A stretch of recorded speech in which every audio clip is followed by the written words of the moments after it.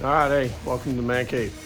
So today here in our series on this 68 F100 that we're working on, we're gonna get the engine pulled out of here. As you can see, got the engine over here on the ground, on a little pallet. We get stuff removed off of it.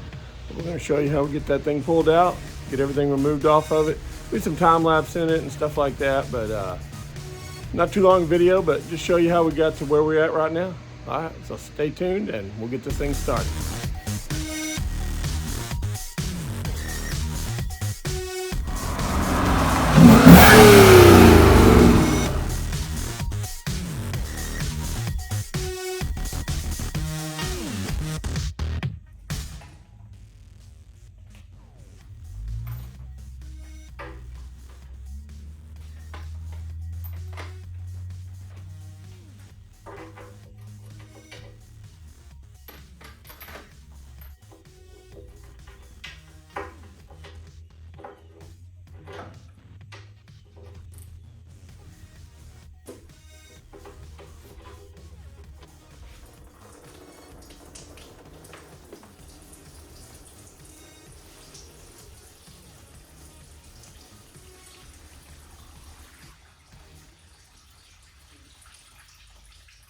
Yeah, oil does not look good at all.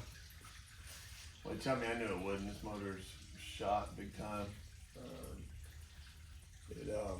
Right after I bought it, I guess I didn't think about checking to see if we had antifreeze or anything in it. I bought it and it ran a little bit during the summertime, and after that it kind of, I don't know, started going south, started smoking, and so I just parked it and hadn't done anything to it in a couple of years.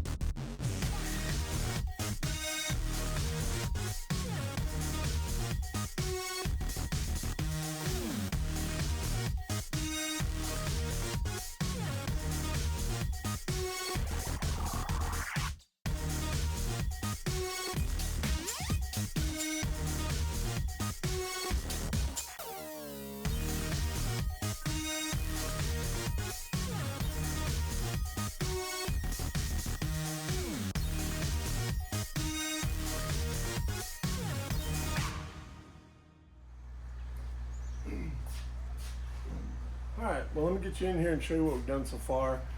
That's where we're at. I had a little time lapse there before showing a few of the things we're doing as far as getting stuff disconnected, fluids drained, that kind of stuff. But let me get you in here and show you where we're at. All right, so we've got everything kind of removed, I believe, off of here. Let me get this bright light out the way. Got the cross member out because of how the exhaust is on here, and I didn't remove the exhaust. I might have to, it might still get in the way, but for right now we got it just slid out, so I can't get it up high enough to wedge it out here because of the exhaust. But we're using the strap method here. Got this held on by the strap. I believe I've got just about everything disconnected here on the bottom. Pulled the starter, drained the fluids, disconnected the exhaust on both sides, disconnected, I still need to disconnect that from the linkage there. So that's got to come off still. But motor mounts are out on both sides. I went ahead and pulled starter and disconnected it. I also took the lines off of here on transmission lines. They were all bent up and ran all cattywampus and stuff. We're gonna put new ones on it anyway. So we got those out the way. Up here in the front, we got the hose pulled off. We're gonna get up top here and get the fan pulled off, get the radiator pulled out, it's drained. Got the ground there disconnected. I need to get fuel disconnected up top. And this thing should be getting close to being pulled. So we're gonna get it down. Now we've got everything underneath it done, and we'll get to the top side. All right, we'll set you up on there and maybe do a little time lapse of getting some of that disconnected, and then I'll show you what we did. All right, stand by. All right, got the truck down to show you real quick what we're gonna get into here. We're gonna get this fan off because you know we got that thing hanging by that strap and who knows when that might go. Get that pulled off, go ahead and get our fuel pulled off, get our radiator out, and get our hoses here disconnected and off to the side. This here just pull off, just sitting here in the way. And then we should be just about ready to get this pulled. We'll go ahead and get any electronics disconnected that need to come off. Linkage. And we should be ready to yank. So, all right, we're gonna go ahead and get this off. Like I said, I'll set you up on time lapse, let you watch what I'm doing. All right, let's get it going.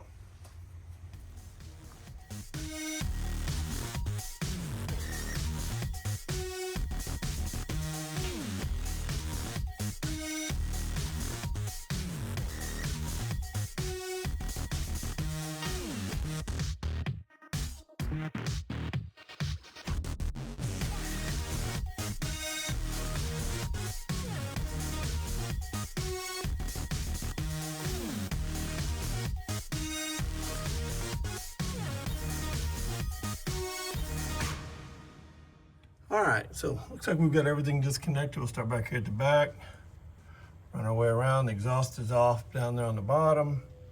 Went ahead and pulled spark plug wires and stuff and the distributor out just because there was a wire that was in the way. I was hoping to keep together, but come to find out, it was just spliced like that. Anyways, right there, as you can see right here, and that's a no-go.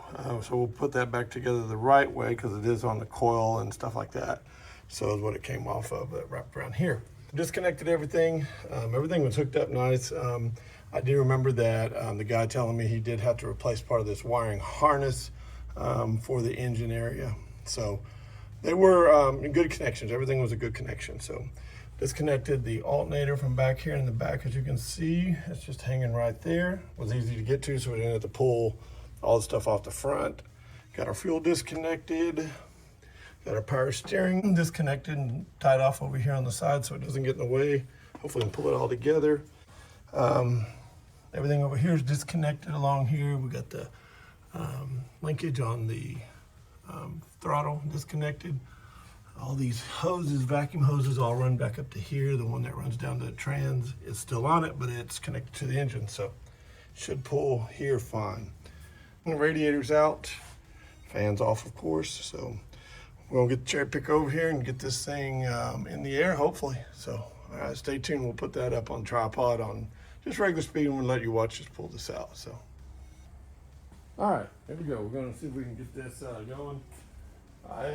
We got the hood pulled off. Had to get my kid to come out here and help me get that off. Didn't video any of that. So, but anyways, we got the hood off. We got everything done. I got the chain hooked up.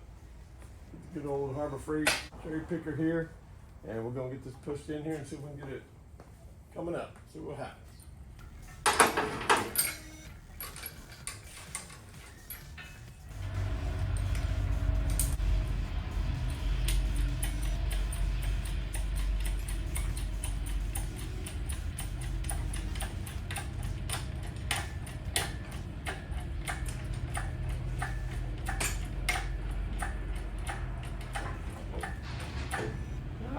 Got it out of its mounts, doing a little bit of lean, and we've got a strap under there. Hopefully it'll help us out a little bit.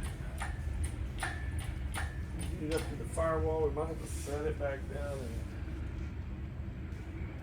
and that might clear. Let's just see what we got. This one, the worst thing to happen.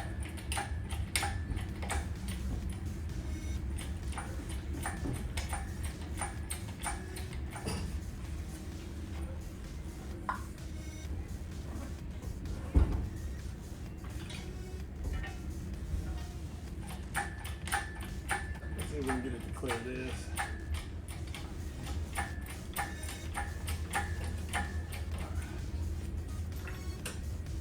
Yeah, we're definitely wedging tunnel. There we go.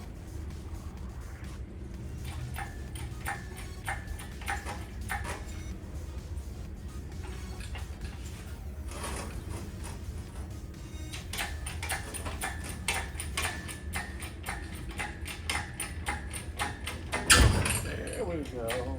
That transmission fluid going everywhere, even though I drained it. Of course, you never get it out of the tail section. That's why we got a rag down there. We'll put a good box down there.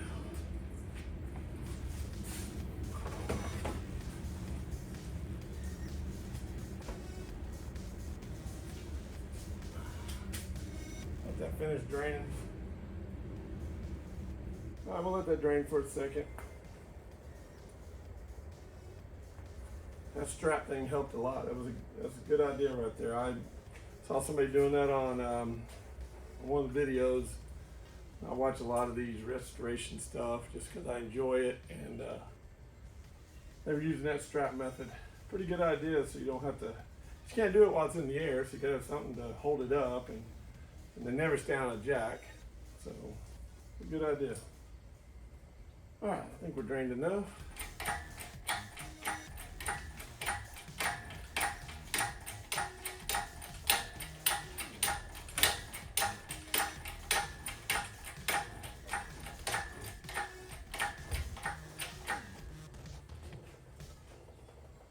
You hear it, it's draining again. Once it gets past the firewall, it should tilt itself back up some. Hopefully we can clear it here.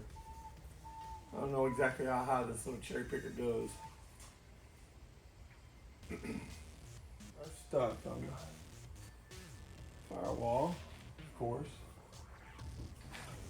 There we go. Now, maybe 2 more jacks and it ought to clear it.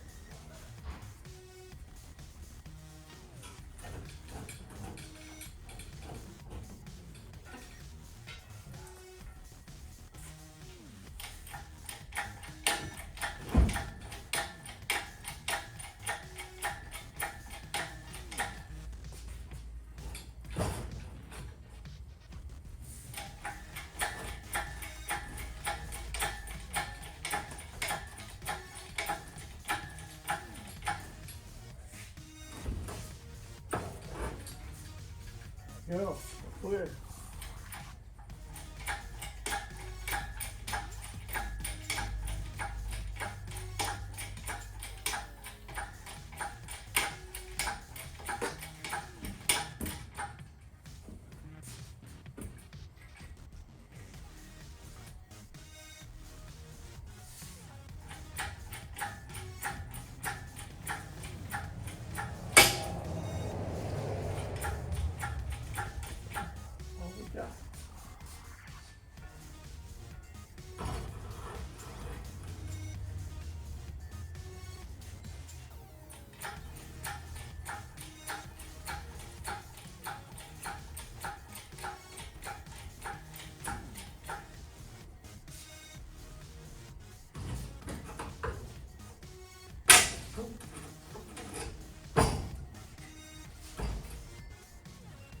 Here we go.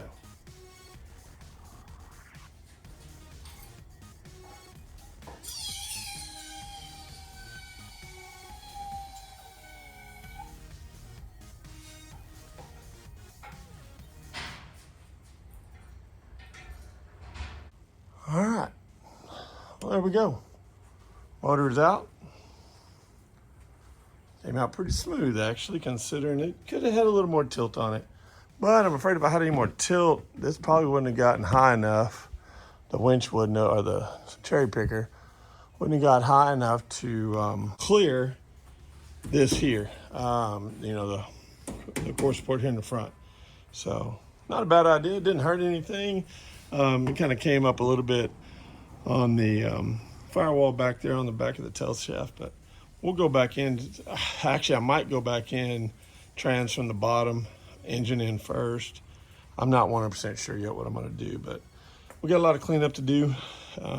But this will just about conclude the first episode here on this restoration. Well, not really restoration. Like I said, we're not restoring a whole lot on it. Mostly we're just going to get a different motor in there. I think we're going to use that same trans. We're going to try to just get this up and be a cruiser. We're going to clean it up. We're going to make it look good. Just going to leave the outside. You've seen everything. You know what we're going to do to it. So, but All right, well, there you go. We got the motor pulled out today, and which is good accomplishment for the day. 4 or 5 hours it took to get it pulled out, and we'll move on to the next episode. Probably tomorrow, maybe the next day. We'll get busy on getting some stuff cleaned up inside that hood area, and I'm going to remove a few things there too as well. We might go ahead and get the tires and wheels removed off of it, and check our brakes, see where we're at with that. It does not have brakes. It needs some brake hoses and lines, so we're going to address those too while we're here. And we'll also look into that other engine, see where we're at with that. We'll get a few things on that posted up as well. But that's going to do it for this video. Let me know what you think. Leave some comments down below. Like, subscribe, all that good stuff. And we'll catch you next time here in the Man Cave. Thanks for watching.